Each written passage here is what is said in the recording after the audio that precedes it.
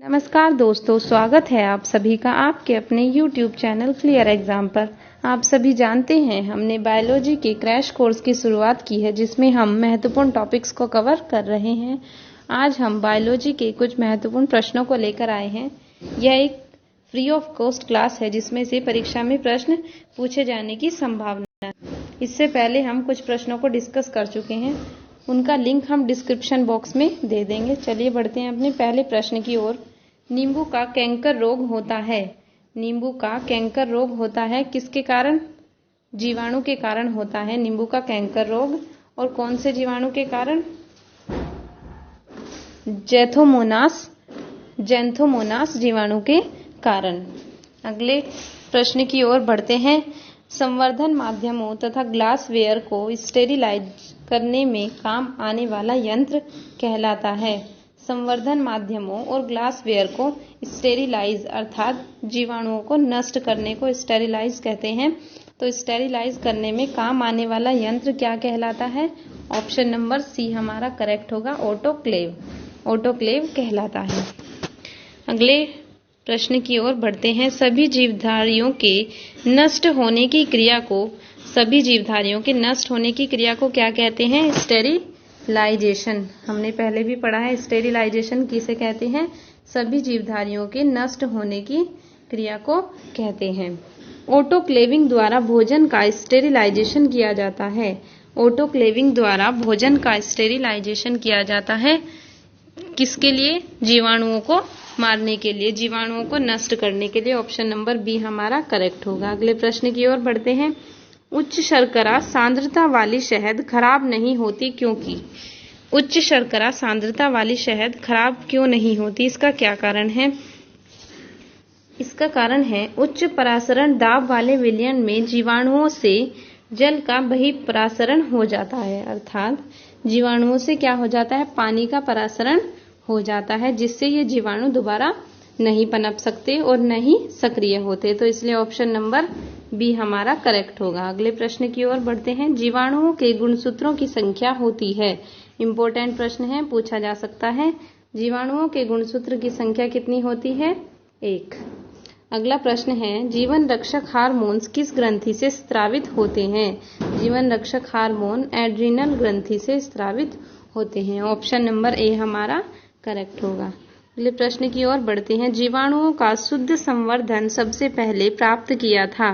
अब हम सभी जानते हैं कि जीवाणुओं की खोज किसने की थी? ल्यूवेनहॉक ने। तो इसलिए हमें यह प्रश्न गलत नहीं करना है।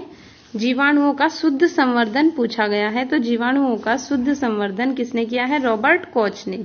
रॉबर्ट कोच ने जीवाणुओं का शुद्ध संवर्धन सबसे पहले प्राप्त किया। अगला प्रश्न है। वे जीवाणु जो रेफ्रिजरेटर में भी पनप सकते हैं और विषाणु उत्पन्न करते हैं अर्थात टॉक्सिन्स उत्पन्न करते हैं, क्या कहलाते हैं? इंपॉर्टेंट प्रश्न है। उन विषाणुओं का नाम पूछा गया है, पूछा जा सकता है एग्जाम में, जो रेफ्रिजरेटर में भी पनप सकते हैं। क्लोस्ट्रीडियस बोटुलिनम। क्लोस्ट्रीडियस बोटुलिनम ऐसे जीवाणु है जो रेफ्रिजरेटर में भी पनप सकते हैं। कुछ समय पहले तक जब रेफ्रिजरेटर नहीं होते थे, दूध को दिन में 2 या 3 बार उबाला जाता था ताकि यह फट न जाए। ऐसा करते थे। ऐसा क्यों करते थे? क्योंकि जीवाणुओं को मारने के लिए। जीवाणु कौन से उपस्थित होते हैं? लैक्टोबैसिलस जीवाणुओं को मारने के लिए रेफ्रिजरेटर तो नहीं होते थे, तो दूध को दिन में 2 या 3 बार उबाला जाता था जिससे यह फट ना जाए। ऑप्शन नंबर बी करेक्ट होगा। निम्न में से कौन सा स्वपोषी होता है? तो निम्न में से कौन सा स्वपोषी होता है? तो प्रोटोजोआ विषमपोषी है, कवक और विषाणु परपोषी है। तो इसलिए क्या होगा? ऑप्शन नंबर बी हमारा करेक्ट होगा। शैवाल क्या होता है? स्वपोषी होता है। सूत्र युग्मन के बाद किसमें 4 बीजाणु उत्पन्न होते हैं? सूत्र युग्मन के बाद किसमें 4 बीजाणु उत्पन्न होते हैं? किसमें होते हैं? शैवालों में। सूत्र युग्मन के बाद 4 बीजाणु उत्पन्न होते हैं। ऑप्शन नंबर ए करेक्ट है। इंपॉर्टेंट प्रश्न है। अगले प्रश्न की ओर बढ़ते हैं। प्रोभूजक होते हैं। प्रोभूजक होते हैं। क्या होते हैं प्रोभूजक? कौन सा ऑप्शन करेक्ट होगा? डी। मंड कणों द्वारा घिरी हुई प्रोटीन किसको कहते हैं? प्रोभूजक कहलाते हैं। इंपॉर्टेंट प्रश्न है, याद रखने योग्य है। मांड कणों द्वारा घिरी हुई प्रोटीन को क्या कहते हैं? प्रोभूजक होते हैं। अगला प्रश्न है, शैवाल रिक्सिया तथा मर्केंशिया से भिन्न होता है। क्यों होता है? क्योंकि शैवाल के पास बहुकोशिकीय जननांग होते हैं, तो इसलिए ऑप्शन नंबर सी हमारा करेक्ट होगा। ऑप्शन नंबर सी इसका सही आंसर होगा। अगला प्रश्न है, पौधे का वह कौन सा उदाहरण है जिसकी जननिक संरचनाओं में अंडे को घेरे हुए कायिक कोशिकाओं के स्तर का अभाव होता है? तो ऐसा कौन सा पौधा है जिसकी जननिक संरचनाओं में अंडे को घेरे हुए कायिक कोशिकाओं के स्तर का अभाव होता है? तो ऑप्शन नंबर सी हमारा करेक्ट होगा, ईस्ट। ईस्ट क्या है? ऐसा पौधा है जिसकी जननिक संरचनाओं में अंडे को घेरे हुए कायिक कोशिकाओं के स्तर का अभाव होता है। अगला प्रश्न है, वह शैवाल, इंपॉर्टेंट है, हमने जो क्लास ली थी उसमें भी डिस्कस किया था। वह शैवाल जो लाल सागर के लाल रंग के लिए उत्तरदायी है, क्या नाम है उसका? ट्राइकोडेस्मियम एरीथ्रियम। तो ट्राइकोडेस्मियम एरीथ्रियम ऐसा शैवाल है जो लाल सागर के लाल रंग के लिए उत्तरदायी है। अगला प्रश्न है, निम्न में से किस में वायुमंडलीय नाइट्रोजन को स्थिर करने की सामर्थ्य होती है?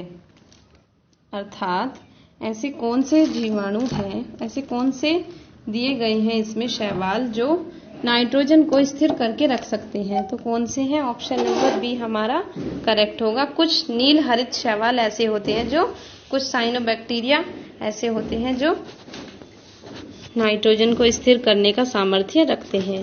सरगासो समुद्र का नाम पड़ा। सरगासो समुद्र का नाम किसके कारण पड़ा? शैवालों के कारण सरगासो समुद्र का नाम पड़ा। इंपॉर्टेंट प्रश्न है, पूछा जा सकता है। वैसे तो इस वीडियो में सभी प्रश्न इंपॉर्टेंट हैं। समुद्री लेट्यूस कहलाने वाला शैवाल है, तो वह कौन सा शैवाल है जिसको समुद्री लेट्यूस कहा जाता है? अल्वा शैवाल है जिसे समुद्री लेट्यूस कहा जाता है। ऑप्शन नंबर बी हमारा करेक्ट होगा। अगला प्रश्न है, शैवाल और जल निमग्न पादप दिन के समय पानी में तैरते रहते हैं और रात में डूब जाते हैं, क्योंकि शैवाल और जल निमग्न पादप दिन के समय तो पानी में तैरते रहते हैं और रात में डूब जाते हैं, ऐसा क्यों होता है? क्योंकि प्रकाश संश्लेषण के फलस्वरूप ऑक्सीजन के जमाव से ये बॉयंट हो जाते हैं, अर्थात तैरते रहते हैं। तो दिन में प्रकाश संश्लेषण होता है, तो प्रकाश संश्लेषण के फलस्वरूप ऑक्सीजन के जमाव के कारण ये क्या हो जाते हैं? दिन में तैरते रहते हैं और रात को नहीं तैरते, रात को डूब जाते हैं। अगले प्रश्न की ओर बढ़ते हैं। अगार जो एक जटिल रासायनिक पदार्थ है जिसका उपयोग संवर्धन उपयोगों में होता है, क्या होता है? प्राप्त होता है। किससे प्राप्त होता है? अगार एक जटिल रासायनिक पदार्थ है और इसका उपयोग हम संवर्धन उपयोगों में करते हैं। तो इसमें पूछा गया है कि यह किससे प्राप्त होता है? तो यह किससे प्राप्त होता है? ऑप्शन नंबर हमारा कौन सा करेक्ट होगा? इसका ऑप्शन नंबर करेक्ट होगा, लाल शैवालों से। ऑप्शन नंबर सी करेक्ट होगा, लाल शैवालों से अगार रासायनिक पदार्थ निकलता है। अगला प्रश्न है, गलगंड अर्थात गॉइटर, इसको हिंदी में घेंगा रोग भी बोलते हैं, से बचने के लिए एक प्रकार की समुद्री शैवाल का उपयोग किया जाता है, क्योंकि इनमें प्रचुर मात्रा में पाया जाता है। क्या पाया जाता है? आयोडीन। ऑप्शन नंबर बी हमारा करेक्ट होगा। अगला प्रश्न है, निम्न में से किस वर्ग में जेमा के द्वारा अलैंगिक जनन होता है? किस वर्ग में जेमा के द्वारा अलैंगिक जनन होता है? किस में होता है? ब्रायोफाइट्स में। ब्रायोफाइट्स में जेमा के द्वारा अलैंगिक जनन होता है। अगला प्रश्न है, एक ब्रायोफाइट पौधे का मुख्य भाग हमेशा होता है, क्या होता है? युग्मकोद्भिद। एक ब्रायोफाइट पौधे का मुख्य भाग हमेशा युग्मकोद्भिद होता है। ब्रायोफाइटा के जलीय पूर्वजीय परंपरा के प्रमाण है। ब्रायोफाइटा जलीय पूर्वजीय परंपरा के प्रमाण है। पहले ब्रायोफाइटा को जलीय माना जाता था, उसके पूर्वजीय परंपरा के प्रमाण क्या है? शैवाल जैसी protonema. Option number B correct होगा। फर्न मोस से भिन्न होता है क्योंकि इसमें क्या होते हैं? संवहनीय ऊतक होते हैं और ये टेरिडोफाइटा ग्रुप का पौधा है। अगले प्रश्न की ओर बढ़ते हैं। निम्न में से किस वर्ग में आप उस पौधे को रखेंगे जिसमें बीजाणु उत्पन्न होते हैं, संवहनीय ऊतक पाए जाते हैं किंतु बीज नहीं होते? हमने पढ़ा था थैलोफाइटा, ब्रायोफाइटा, इन दोनों में संवहनीय ऊतक अनुपस्थित होते हैं, जबकि टेरिडोफाइटा में संवहनीय ऊतक पाए जाते हैं। तो ऑप्शन नंबर डी हमारा करेक्ट होगा और इसमें बीजाणु उत्पन्न होते हैं, तो इसलिए ऑप्शन नंबर डी करेक्ट होगा। अगला प्रश्न है, अति आदिम संवहनीय पादप होते हैं, कौन से होते हैं? अति आदिम संवहनीय पादप किसे कहते हैं? फर्न को। इंपॉर्टेंट प्रश्न है, पूछा जा सकता है। अगला है, टेरिडोफाइट कहलाते हैं, हमने कल पढ़ा था, कल के लेक्चर में, संवहनीय क्रिप्टोगैम। संवहनीय क्रिप्टोगैम को टेरिडोफाइट कहते हैं। ऑप्शन नंबर बी करेक्ट होगा। टेरिडोफाइटा के दारू में साधारण अवयव हैं, टेरिडोफाइटा के दारू में, जाइलम में साधारण अवयव कौन से हैं? ट्रैकिड। ऑप्शन नंबर बी हमारा करेक्ट होगा। तो धन्यवाद दोस्तों। अगर आज के हमारे प्रश्न आपको पसंद आए हो तो हमारी वीडियो को लाइक, शेयर और सब्सक्राइब जरूर करें और आने वाली वीडियो को देखने के लिए बेल आइकन को प्रेस करें। धन्यवाद।